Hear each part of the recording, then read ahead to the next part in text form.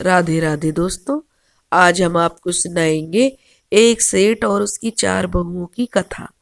अगर आप हमारे चैनल पर नए हैं तो प्लीज़ हमारे चैनल अपनी संस्कृति को लाइक करें, सब्सक्राइब करें और शेयर करें। एक सेठ था, उसके चार बेटे थे और चार बहुएं थी। अब सेठ था तो जाहिर है वह बहुत पैसे वाला था। आसपास में उसकी बहुत इज्जत थी और बहुत सी फैक्ट्रियां उसकी चलती थी। उसके घर में किसी प्रकार की कमी नहीं थी। उसकी जो छोटी बहू थी वह बहुत संस्कारी थी, बहुत पूजा पाठ किया करती थी, तो सेठ उससे बड़ा प्रसन्न रहता था। एक बार सेठ रात को सोया हुआ था तो माता लक्ष्मी ने उसको स्वप्न में दर्शन दिए और कहा कि सेठ, मैं तेरे घर में 25 साल से निवास कर रही हूँ और अब मैं तेरा घर छोड़कर जा रही हूँ। सेठ ने कहा, नहीं माता, तुम मेरा घर छोड़कर कैसे जा सकती हो? तुम्हारी वजह से तो मैं सेठ हूँ और मेरी चारों तरफ इतनी इज्जत है।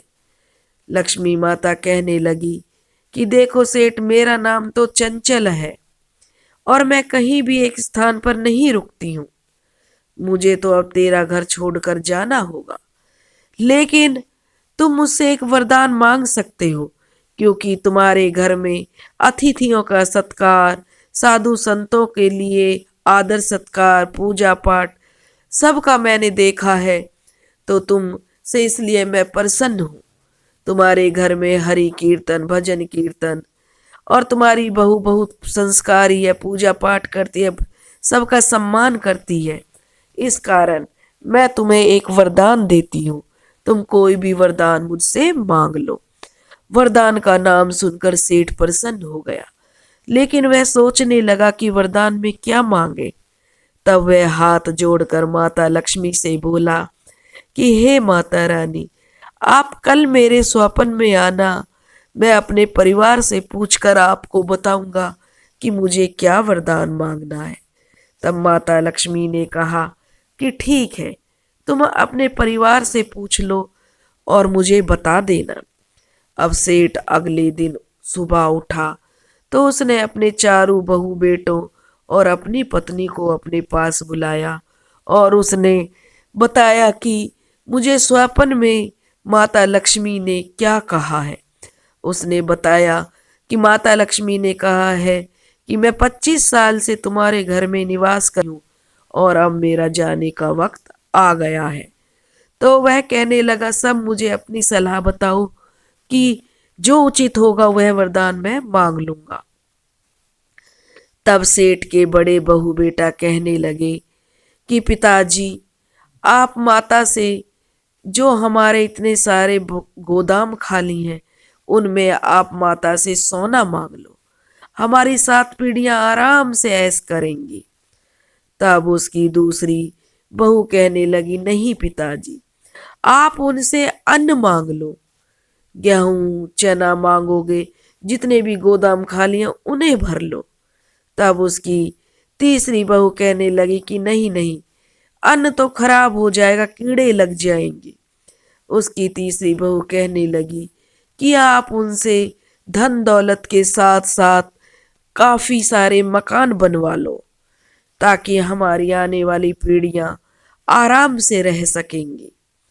सेठ को उनकी कोई बात समझ नहीं आई।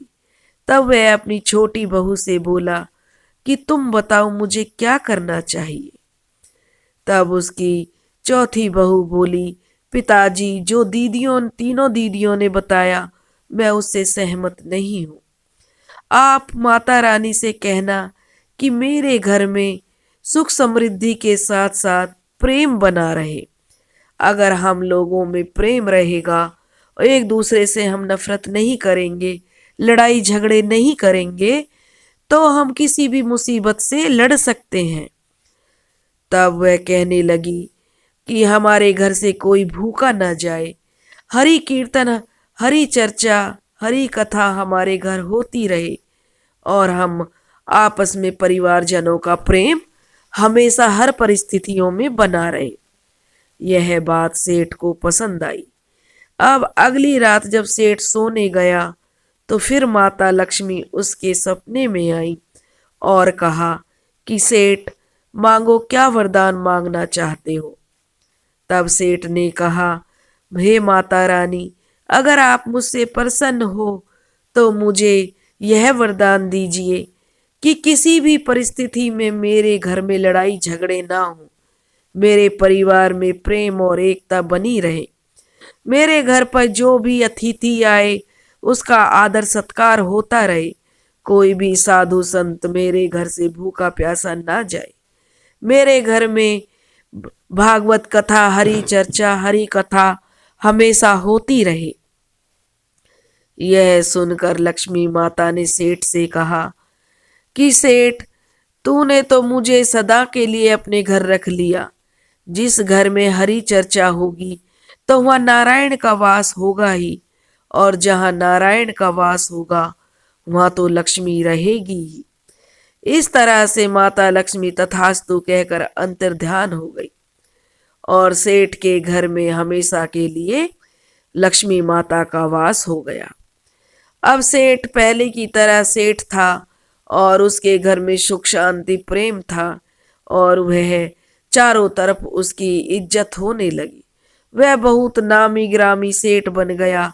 उसके चर्चे बड़ी दूर दूर तक होने लगे। उसकी बहुओं में भी आपस में बहुत प्यार था। उसके घर भजन कीर्तन नारायण कथा सब होने लगी। जो भी सेठ साधु संत उसके घर आता खूब आदर सत्कार पाता, जो भी उनसे बनता वह खुशी खुशी उन्हें विदा करते, सब अतिथियों का खूब आदर सत्कार करते। ऐसे करते करते वो सेठ चारों तरफ बहुत प्रसिद्ध हो गया।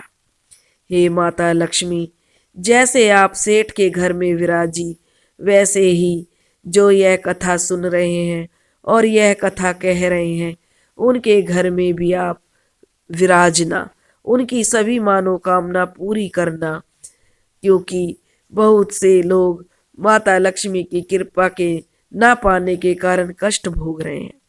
उन पर भी अपनी कृपा दृष्टि बनाना। बोलो माता लक्ष्मी की जय।